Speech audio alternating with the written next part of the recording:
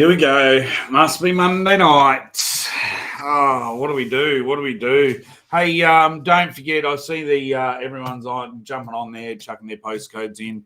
You get a postcode prize, good one tonight. So a few plastics to give away. So we've got some football jig, gulp trailers. We've got some Berkeley. What are these Berkeley power baits? We've got some Z-Man plastics. We've got some Paint Junkie plastics, and we've got an obsession. Can't get any words out though. Obsession spinnerbait. That's a cod one there. So that'll be the postcode prize. So make sure you put your postcodes in tonight. Good tonight too. We've got a bit of a river rat on, so something a little bit different. We can talk all things, basically estuary or even dams. It doesn't really matter. You've got to get your questions in, make it interactive, and we'll go from there. We've got a fair bit of news to cover. So just give a few shout outs. Janae, Elion, Jacob, Joel, Luke. Who else have we got? Fred. Oh, we got Sean, Shane, Nate. Yeah. Elion, we're sort of out of lockdown a little bit. So we've got Albury is in lockdown, but we're out of lockdown. Regional Victoria is out of lockdown at the moment. So that's all good from my side of things. But Melbourne is still locked down. So I've got mates down there that are doing it pretty tough. And I've also got, mates in Sydney that are doing it pretty tough. So I don't know. I'm not for all the politics. There's a fair bit of shit going around on Facebook. I got my jab last week and booked in for my second one because the quicker we get them done, the quicker we get into freedom, I believe. So I'm just going to get it done. So that's my call for tonight. We have got a fair bit to cover, as I said. A fair bit of news coming out today with lockdown news. Victoria in Melbourne is going into another 2 weeks lockdown, which has pretty much ended the Central Victorian Leucasters season. Check out their Facebook page. It's only just gone on there in the last half an hour, so I'm not all around the details. I think they're still going to try and run Blue Rock, and if they can slide something in later in the year at Eildon, they are going to try and do that. So that's a bit of a shame for the Central Victorian Leucasters series to end up like that. But it does say on their Facebook page that they have got their boat ready or being ready for their big major raffle. So I will try and promote that over the next few weeks and get tickets sold into that boat raffle. But you can jump on the Central Vic Leucasters Facebook page and talk to them about tickets if you want tickets for that. The AYC, that's Australian Yellowbelly Championships, had a comp in Windermere in the next couple of weeks. It's been moved for now to the 25th and 26th of September. So a lot of movement in tournaments at the moment. So that's Central Victorian Leucasters, AYC. The Teens Fishing Australia Glenbourne event at this stage is still going ahead at Glenbourne as long as we're allowed to. That's still out in October, so I think that's around the 9th and 10th of October. So I'm looking forward to, or hoping that one still goes ahead. And, of course, the ABT Oz Open and Grand Final are late October. So hopefully all of the lockdown stuff up there is over and we can get to those events because I'm really, really looking forward to them. We are also announcing the winner tonight of the Kick-Ass inverter that was given away through my son's social media pages, which is Goldie's Adventures. So we are going to announce the winner. I've got him on later on to tell us who won that. And also I can't stress enough that we do have this wonderful boat here that's up for grabs. We did the Allocraft last season for the Opens. This is the junior boat. So let's make sure that you're all on there. If you're 16 to 21 years of age and you're looking for a little rig to use and a little bit of mentoring ship through the Bluefin Fishing team, this rig is for you. All you have to do is put your entries in, pick out the Allocraft Brand Ambassadors page or group on Facebook and get your entries in. Only a few weeks left, so we're still looking for entries into that. Beautiful little boat that you'll be able to use for 2 years, all registered and ready to go. So don't forget, if you're 16 to 21, get your entries in fast because you're running out of time for that one. Great little boat set up for tournaments. All right, we've got heaps of people on. Yes, heaps of people on. So we might get Bo on and have a bit of a chat, see where he is, find him in the feed.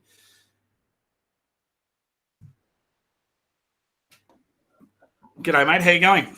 Good, Cap, yourself? Yeah, good. So some people that are long-term watchers of the show would maybe recognise your face from late last year in the brand ambassadors program you went through. How'd you find that sort of process in the end? Did you get much out of it? I loved it. It was really good. To put myself out there in the fishing community like I did, really, it put my name out there, even though not winning or anything like that. Like, a lot more people come up to me and say, "Oh, I saw you on the show. Like, how'd you go?" and that. So yeah, no, it's a good little conversation starter when I'm at tournaments and that. So excellent. So you're second year now. Now you are one of those sort of fishermen that are quite established in your own little environment there and fishing the rivers, but you wanted to crack out and have a go at bass. So you got into the ABTs, and that was the year before last. Is that correct, as a co-boater? Yep. So for anyone out there that's sort of on and hesitant to jump in as a co-boater, tell us your experience, because you've gone, generally you would have, I would say, in a normal pre-COVID sort of situation, you have anywhere between 60 and 70 co-boaters scroll through the 5 or 6 tournaments each year. So it's pretty hard to end up in that sort of top 25 to make the grand final. And in your first year, you're able to secure a grand final berth, which is always good. Finish AOY around that mid-20s. And this year you had a stellar year. And, I think currently you're sitting in 6th place, AOY. Yep.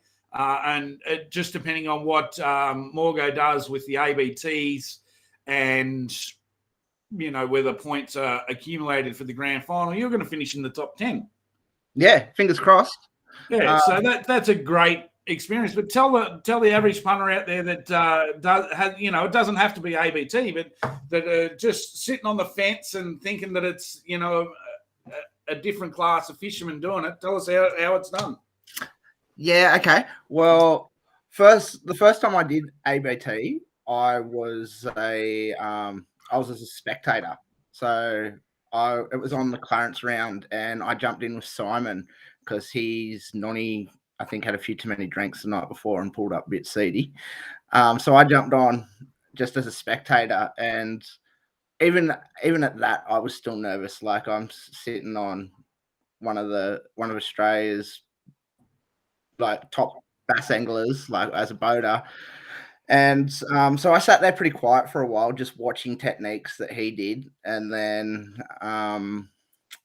at the end of it, I was pretty much hooked then, like, because sitting on someone's boat for 6-7 hours, not being able to cast a line, like, I was like, I can do this, like. But then COVID and all that happened and sort of knocked a few plans out, and so I did do my first one, and my first one was at Wivenhoe, and that was a tough round. It was a tough round, and like I'm not gonna lie, I came in pretty cocky because catching bass in a river, I thought, oh look, that's pretty easy. How hard can a dam be? And went to Wivenhoe, and I didn't catch bass all weekend. Yeah, look, that pond fishing, it can hand it to you just as much as river fishing, can't it? Yeah, nah. So I was a little bit down after that. Like, I'd caught a couple of really nice yellow belly and a heap of catfish.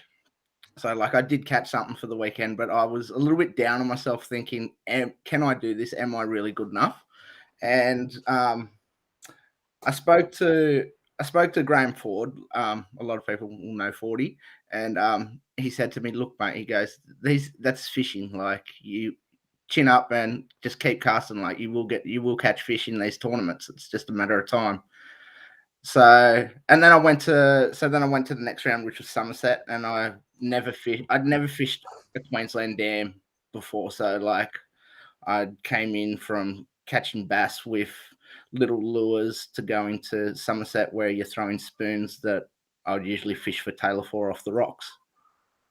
So that was a big eye opener, and caught plenty of fish at Somerset. So which can be an unusual sort of beast. I mean, Somerset in itself, it's hot and cold around tournaments. You tend to either really, really slay them or it's really, really tough. So, you've had that experience of having the good. Just wait until the next 2 or 3 times you go there and, it'll be like Wivenhoe.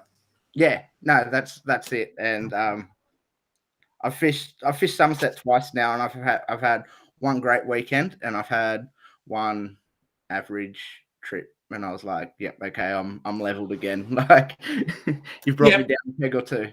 Yeah, for sure. So as I said, it's not just ABT, but I think the ABT set up in the way that you get billeted out as a co-boater. So you go into a different boat each time, and different rounds you can end up with different people. So one week you can end up with Matty Langford. You could end up in my boat, or all the different boats. Tell us what the biggest. You've obviously learnt so much in such a short period of time by doing that.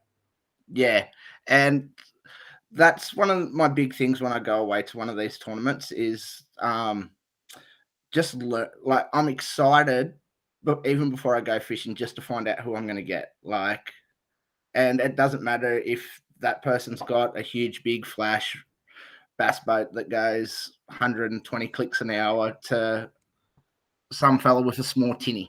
Like, you don't need to have all that gear to catch fish in these places. No, for sure. A little bit of common sense and some information that you get from other people usually is more than enough to get you on to fish. But finding that Friday when Morgo pairs you up with someone and like just going to talk to like-minded people about a plan, like what are we going to throw, like it really gets you excited. I think we get tied up in our own self-importance a lot. I say this a lot on the show that we do after years and years and years of being in the system, we can get a little bit stale, and that's why I like the co-boater thing, is because you get a fresh look at life each time you get a different co-boater. Sometimes you get a complete and utter rookie. Sometimes you get back before Brady Hyde was a boater, everyone wanted to get Brady Hyde because he was just such a seasoned veteran cowie, and he always had input into the day, and he was quite a handy fisherman. He's now a boater, but you got different draws. I'd love to see something, and it all comes down to time and money, I suppose, but maybe on the Thursday night, a live feed with the draw of who you've got, because it is exciting, isn't it, to find out who you've got for the weekend. I'd love to see it done live so everyone knows who they've got, instead of that sort of Friday night briefing, doing it on the Thursday before you leave or something like that. What are your thoughts on something like that? Yeah, well, like this year was my first year where you had to go and do a briefing, because like we're able to have the briefing and find out who we were. I really enjoyed last year when we were in the COVID and it got brought out on the Wednesday, I think it was. Yep. And then you'd spend 2-3 days chatting away and that through Facebook or through phone, like through a phone call and that. Like I thought that was really good. That got the hype. For me, it built up the hype even more. Like you had more time to have a bit of a chat and think that your game plan was the best game plan until you got out on the water. Of course. And realized none of that's going to happen today. Yeah, of course. And I, as I said, right towards the end there was a fair bit, and that's why I've enjoyed the shared weight scenario with ABT. Whether it's right or wrong, I've enjoyed it because it's made the atmosphere better. Like I fish for the enjoyment of fishing, and having you both fishing for the same goal, it got really stale there for a while, and boaters wouldn't share with coeys. You couldn't even get the information before you hit the water. They wouldn't give you the information, so it got really stale. I think Morgo's done a great job in changing it up and trying to work with modern times and stuff like that. And there's a couple of questions here, so we'll jump into the questions and we'll come back. We'll go through. Lisa, obviously, Lisa's one of the people from last year as well. How's the Clarence River fishing at the moment? A little bit tough. They're there, but I've had to go to a method that I haven't used before on the Clarence, and the first time I used it was at Wivenhoe, and that was pulling the ice jigs out.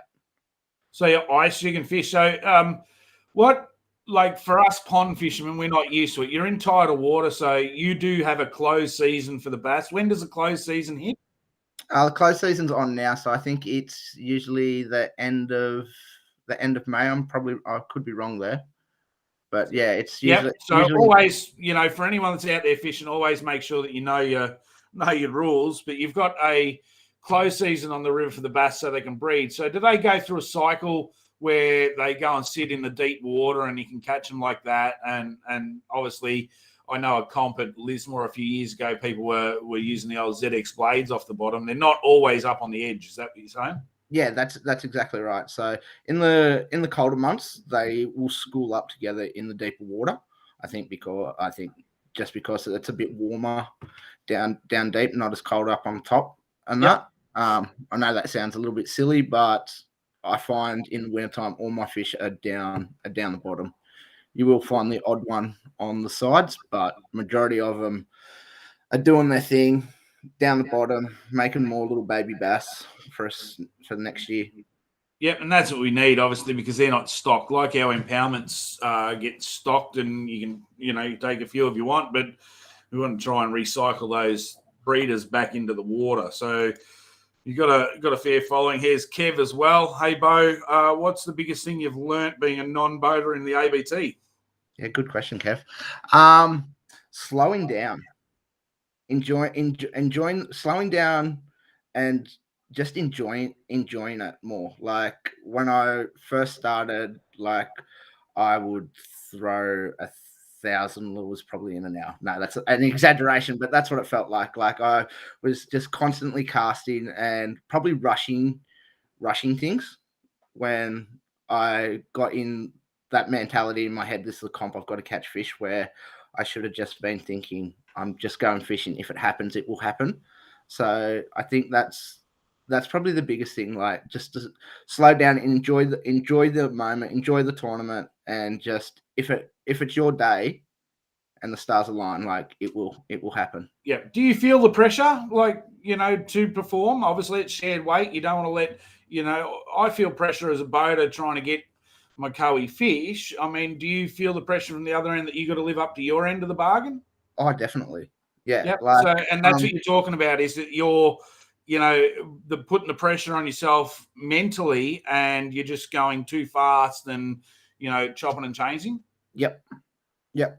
Exactly. So I had one boater. I won't mention his name. He's a great bloke, but he said we fished Somerset together. So if you go back through, you'll see who it was on the first day. And before I got in the boat, he says, "Right, I've got a challenge for you." And he goes, "As a nonny, you should come on each boat with a challenge for yourself." And I said, "Oh, okay, rightio." Like I was new to it, so I was just listening, taking everything in. And he goes, "You've got to catch a bigger fish than me and catch more fish than me." I was like, "Oh, okay." So I was like, "Okay." Like I'm just happy sitting at the back, doing my thing, doing sometimes what I'm told, or if I get a bit of free range, doing what I think will work.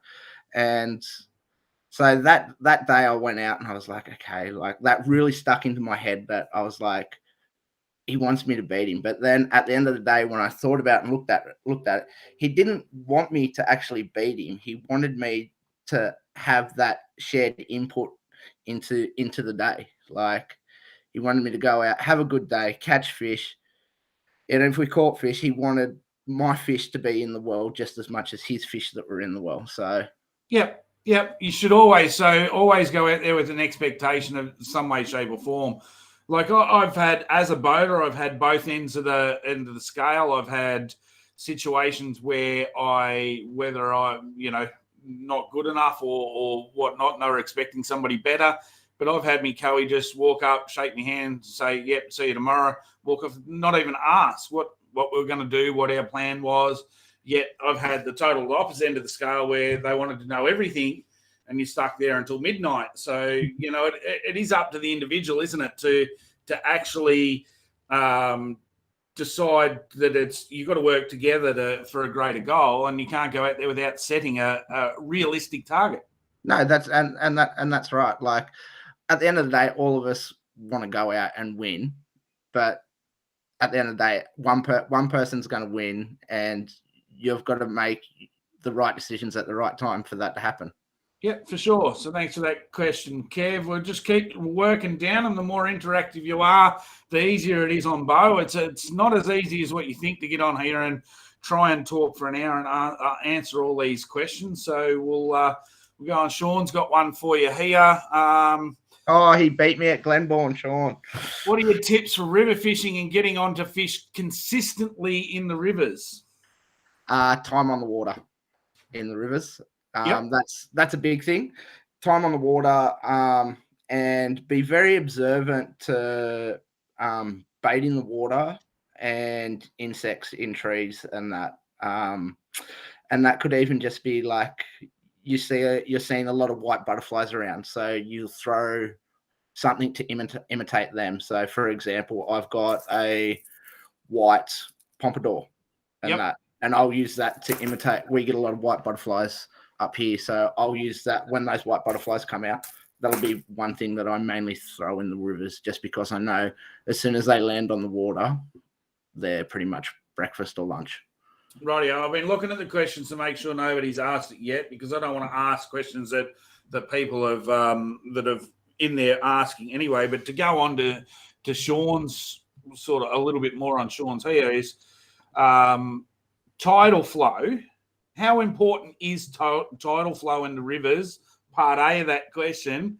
And part B, how, like in a comp, like we just went to, what was the last river round, was Clarence River. So how do you work out in a weekend? You've got time on the water because you live in that area, but for somebody that's coming to that, how do you work out up or down? How do you work that out? Yeah. Well, what I first did when I started fishing the rivers on an incoming tide, I would start at, say, where we start at for it. So I'd start at Cochrane Park at the top of the islands, and I would fish with the tide. So I'm chasing that rising water the whole way up, and like I could be going up past Rogan's Bridge, like up to Coppernoose, pretty much as far. That's pretty much as far as the tidal goes to Coppernoose. Don't get past that little rapid, that second rapid at Coppernoose. But I just followed that tide, like just had the electric motor on cruise and just followed it. And then I started to figure out that at certain times, once that tide stopped running, then you had that slack for about half an hour, 40 minutes in some spots. That was the best time to actually fish the river on those slack bits, because especially on that slack high, we have a lot of the cane grass along it, and we get all the little prawns and bait fish moving up into it.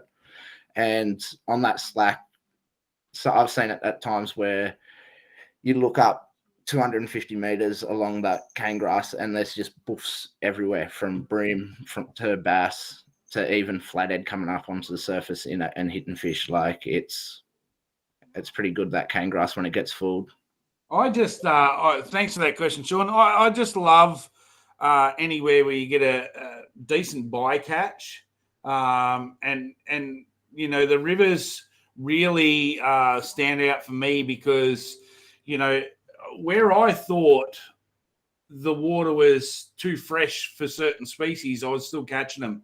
And, you know, you're seeing mud crabs swimming way upriver, and you're like, dude, this is unreal. Like, and you know, on pre-fish day, I know Coney and myself are quite partial to go out there and catch a few lizards to take home for dinner. I end up giving Coney one. I think it was in between 55 and 60 centimeters. Like, take them home and eat them. So the bycatch in the river, although we are chasing bass, and you know, they'll accept EPs as a species, but I've had, especially because I've only fished at Clarence once, but at Lismore I've had days where I've fished the one area and caught brim, flathead, carp, sharks, bass, and EPs all on the one sort of stretch of river. It was like crazy.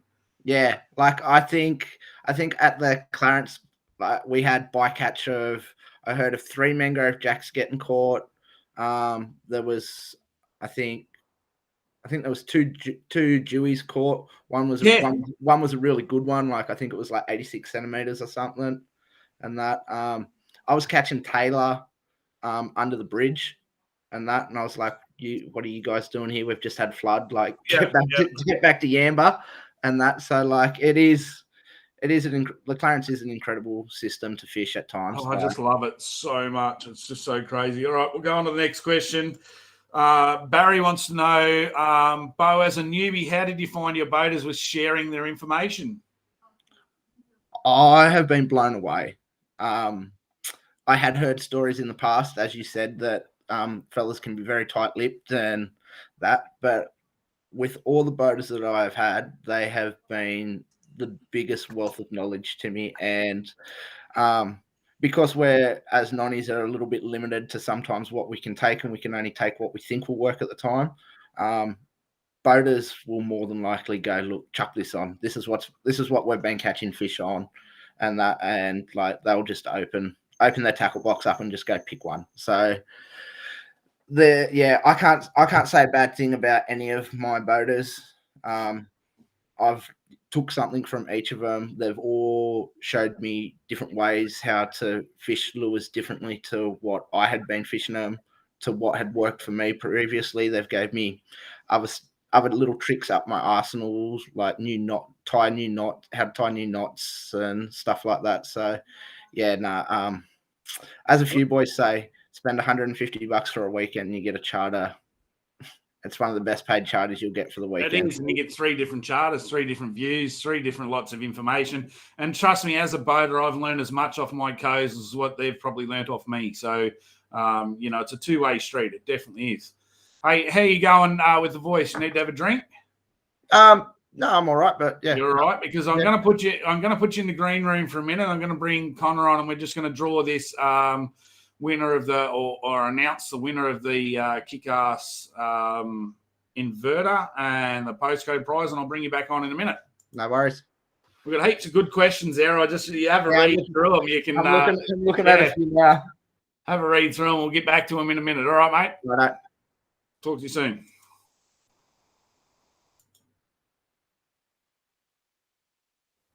All right. G'day, Connor. How you going?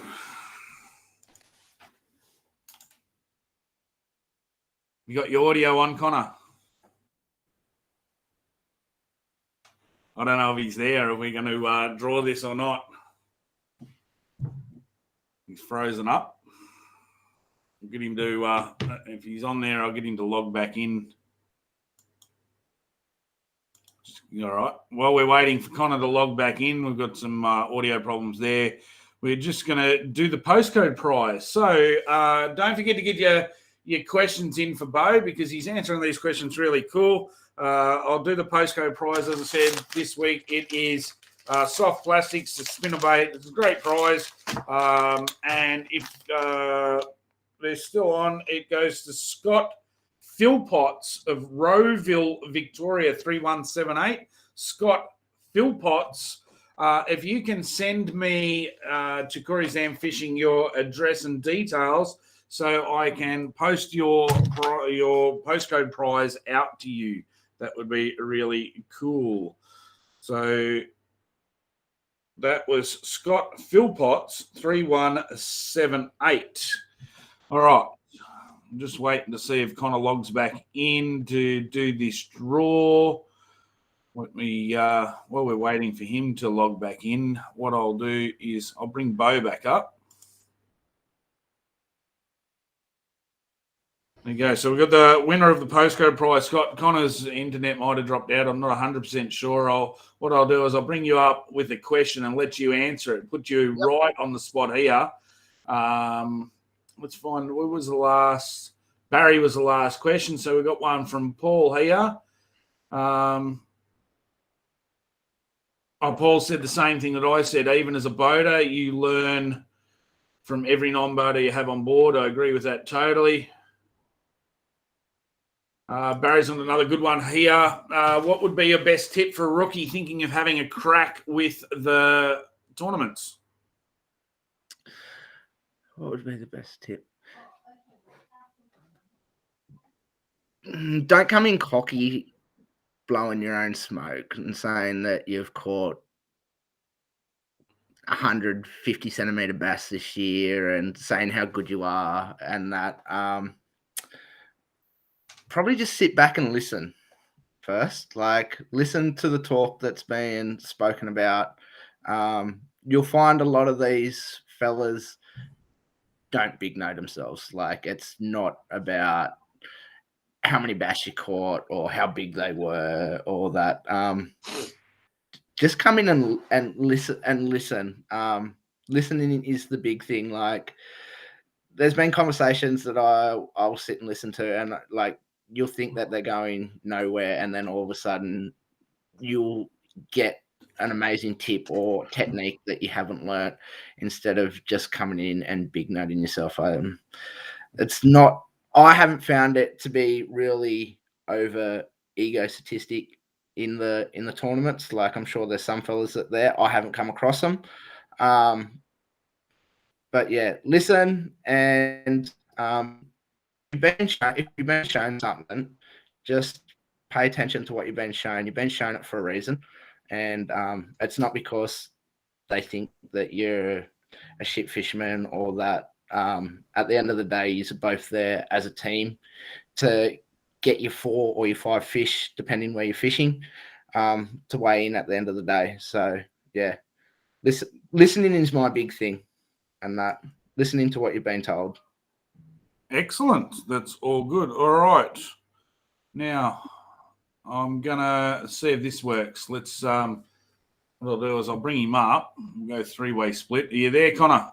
Hey, boys. How are you? Hey, all right. That's even better. So I'm gonna hide you back again. Thanks for answering that last question, Bo. I'm going to put you into the green room while we get just Connor to announce what he's given away or who's won the actual prize that we've been talking about over the last 3 weeks. All right, I'll just hide there. All right, there we go. You wouldn't believe it. I've been sitting here patiently for the last 30 minutes, and it crashed just before you clicked the button. Yeah, it was all frozen when I brought it up. So I can see it. I'll change my screen here so we can see yours. There we go. Yeah. Maybe this way. I'll put myself down the bottom. So the kick-ass inverter that you've been giving away on your socials. Yeah, so I did a video, if you weren't aware, a couple of weeks ago. It's on my YouTube channel if you want to have a look. And Kick-Ass have actually come to the game, and we've decided to give away the exact inverter that I put in my car. So you've brought it up over the last couple of weeks, and I'd like to say thank you for everyone that's entered and shared the page and everything. It means a lot because it means that I can keep giving away the stuff that, is pretty cool. So. All right. So who won? Andrew Bean. So that's B-E-E-M? B-E-A-N. So if you're on the stream, just get a hold of me or Kick-Ass. You can message them on Instagram, or if we don't hear from you in the next couple of days, we will we'll get a hold of you and sort out delivery. So congratulations on that one. So that's Bean as in Mr. Bean. Yes, that's correct. All right, so it's one of my hidden watchers out there that watches the show. You've won the inverter. Get a hold of Connor through his socials. Yes, that's correct. Or if we don't hear from you directly, we have your details and we'll get in contact with you. Yeah, excellent. That's awesome. That's you got any more promos going up anytime soon? Not yet, but just keep an eye out on my socials, because obviously the more likes and stuff that we get through there, the more I can actually give away to you guys. So as I said before, I appreciate it. I know a lot of you guys like my stuff and share it. So thank you, and keep up the the sharing. All right, no worries, mate. Well, thanks for coming on tonight to do that. We better get the man himself, Bo, back on. But, how much was that prize worth? Close to $500. Yeah, so that was a 1,000-watt inverter, wasn't it? 1,200 watt, yeah. So 1,200 watt. So you can run a sandwich press, a coffee grinder, a small microwave. As long as you got the battery power to cover it, you're pretty good. Excellent. There. All right. Well, I look forward to the next prize. I'll announce it when it comes up. Sweet. Thanks, guys. All right. Thanks for your time. See ya. All right, there you go. So the winner of the Kick-Ass 1,200-watt inverter was Andrew Bean. I bet you there was plenty of jokes at school with Andrew. All right. Let's get Bo back on. So we've done the postcode prize. Got Phil Potts. We've announced the giveaway, which is the inverter that we've been advertising for Sun. Andrew Bean was the winner of that. I believe you've got a couple of prizes you want to give away too tonight, mate. Yeah, I've got someone that gives me a good question. I've got a couple of spinnerbaits in my favourite colours for the Clarets. So that's a TW2, and then just number 7 1/4 ounce. Yeah. And a little beetle spin already rigged up by Bassman on a quarter. I think it's a 3/8 ounce. Excellent. So 2 spinnerbaits and the beetle spin, all Bassman. So you're giving them away tonight to somebody to ask a good question. So you could have already asked one, or it could be one coming up. So that's all cool. Let's go through and see if I can find. There was some questions here. I just got to make sure I don't ask the same one. We've got rookie tip. Nathan wants to know, hey, Bo, what's your favourite way to chase bass in lakes? Plastics. Plastics? Yeah, I love plastics. I only got introduced to it last year when I bought 40's voucher off you for one of your fundraisers that you had. Yep. And it was in winter time that I went down to the first time I fished Glenbourne. So you're talking, when you're talking plastics, you're talking Glenbourne and Sinclair Jiggy Jig plastics? Yep. You're not talking the old like spoon fishing at Boondooma and Somerset where you're just rolling 5/8 jiggy back off the bottom. No. I like the plastic fishing. Slow rolling, pause it, let it sink back down, and then start moving it again, fill that whack, and then drop it, and then the rod just loads up as he picks it back up off the bottom. That's there you go, Nathan. No, I'm not 100% sure where you're based, Nathan. So yeah, Bose is the old what do they call it? A shake and bake and I look like a frog in a blender. It's all going everywhere. Langers used to pick on me all the time. Paul's got a great question here. A lot of talk about non-boater etiquette. Have you found anyone that had really, really high expectations? No, not really. I think the biggest thing is they just want you to make sure your feet are clean when you get on the boat. And that's understandable. Like I have, as a non-boater, I have my rods on the floor. They have their rods on the floor. You don't want sand and mud flying around, getting into bits that shouldn't be in there. I suppose to expand on that for, what you're talking about is for anyone that has ever been in a bass boat, when you're doing 100 Ks an hour, sand hurts. Yeah. Any of those sand granules coming off the front deck, it actually hurts and can really scratch your eyes up. So for not understanding, and saying, it's just a boat, it's not necessarily all to do with the cleanliness of the boat. It's also to do with, that shit flying off into your face at fast speeds does hurt. Yeah, and to get that stuck in your eye when you're moving at 90 to 100 clicks, it could be dangerous. Yep. And of course, some of those boats that are a little bit quicker than that, you can't wear your sunnies because they just blow off your head. So you've got to put your sunnies away and everything else. Have you had anyone? I know a few years back, I travelled with a co-boater for the whole season, and this is before shared weight, and he got a couple of boaters that actually went to the extent of weighing his bag. He had a soft shell tackle bag, and they actually weighed it and said, no, that's too heavy, take shit out of it. You've never had anyone like that? No, like I will ask the question when I find out my boater, like how many rods they would like me. Like, can I bring 5 rods, or are you more comfortable if I bring 3 rods?